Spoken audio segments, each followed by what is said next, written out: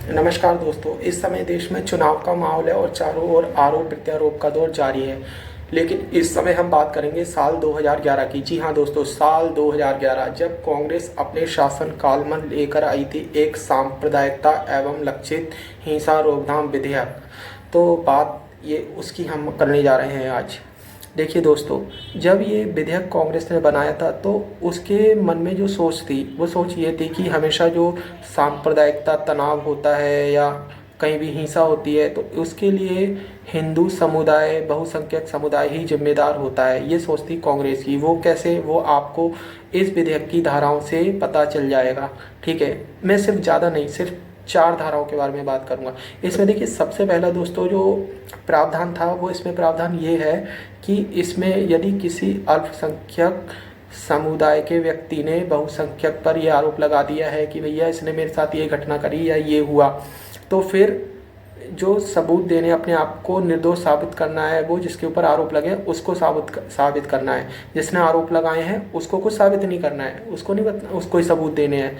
सबूत उसको अपनी बेगुनाही के देने पड़ेंगे जिसके ऊपर ये आरोप लगे हैं। लेकिन हम इसमें बात करेंगे इसके 4 धाराओं के बारे में इस विधेयक की, जिनसे ये पता चल जाएगा ये कितना बड़ा काला कानून था।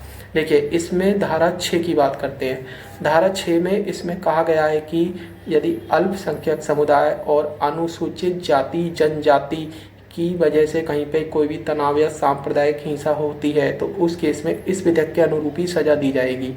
यानी कि दलितों की रक्षा के लिए जो दलित एक्ट बना है वो अप्रभावी हो जाएगा। ठीक है, पहली चीज। अब हम आएंगे धारा 7 में।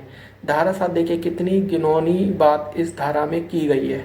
इस धारा में ये कहा गया है कि यदि अल्पसंख्यक समुदाय से संबंधित किसी महिला का बलात्कार होता है तो वह बलात्कार की श्रेणी में आएगी, उसको इसी विधेयक के अनुरूप सजा मिलेगी। ठीक है, लेकिन दूसरी ओर इसमें कहा गया है यदि बहुसंख्यक यानी हिंदू समुदाय की किसी भी महिला के साथ बलात्कार होता है तो वह इस विधेयक के अनुरूप दंडित नहीं होगा। यानी वो एक अपराध तो माना जाएगा लेकिन इस कानून के अनुरूप नहीं, उसे आईपीसी की धारा के अनुरूप ही सजा दी जाएगी। भाई जब कानून एक है तो धाराओं के 2 अलग अलग धाराओं के अनुरूप दंड क्यों दिया जाएगा। ठीक है, अब हम बात करेंगे इसमें धारा 8 की। धारा 8 में इसमें ये कहा गया है कि यदि बहुसंख्यक समुदाय अल्पसंख्यक समुदाय के प्रति कोई भी किसी प्रकार का प्रचार करता है या दूषित प्रचार करता है तो वह अपराध की श्रेणी में आएगा। दूसरी ओर यदि अल्पसंख्यक यानी कि मुस्लिम समुदाय यह कोई हिंदू समाज के प्रति घृणित अपराध करता है या कि दुष्प्रचार करता है तो क्या अपराध आएगा, उस बारे में ये कानून बिल्कुल मौन है। यानी उसको कोई सज़ा नहीं दी जाएगी। ठीक है, ये हो गया। अब बात करेंगे धारा 12 की। देखिए दोस्तों, कहीं पर भी कोई भी हिंसा होती है या कोई भी कहीं पर अपराध होता है तो उस केस में क्या किया जाता है। सबसे पहले सरकारी तंत्र, सरकारी कर्मचारी, सैन्य बल, पुलिस बल, अर्धसैनिक बल, ये सब लोग आते हैं ताकि जो भी हिंसा या सांप्रदायिकता हो रही है उसको रोका जाए, कंट्रोल में किया जाए। लेकिन सबसे बड़ा विवाद तो इसमें धारा 12 का ही था। धारा 12 में कहा गया था कि भैया कोई भी सरकारी कर्मचारी समूह से संबंधित, समूह यानी कि अल्पसंख्यक यानी कि मुस्लिम समुदाय से संबंधित किसी भी व्यक्ति को किसी भी प्रकार की मानसिक शारीरिक क्षति पहुंचाता है तो वह अपराध की श्रेणी में आएगा। यानी उनको जब विधेयक बनाया ये लग रहा है कि मतलब जो सजा, ये सारा माहौल ख़राब होगा क्या हिंदुओं की वजह से ही होगा। अब भाई मान लीजिए अल्पसंख्यक समुदाय की वजह से किसी व्यक्ति कोई गलत काम कर रहा है तो सरकारी तंत्र उसको पकड़ ही नहीं सकता, उसको सजा ही नहीं दे सकता है।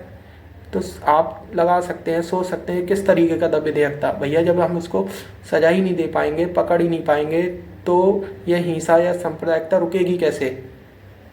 अब आप सोच लीजिए, देख लीजिए, एक कितना बड़ा काला कानून था, हिंदू विरोधी कानून था, देश विरोधी कानून था।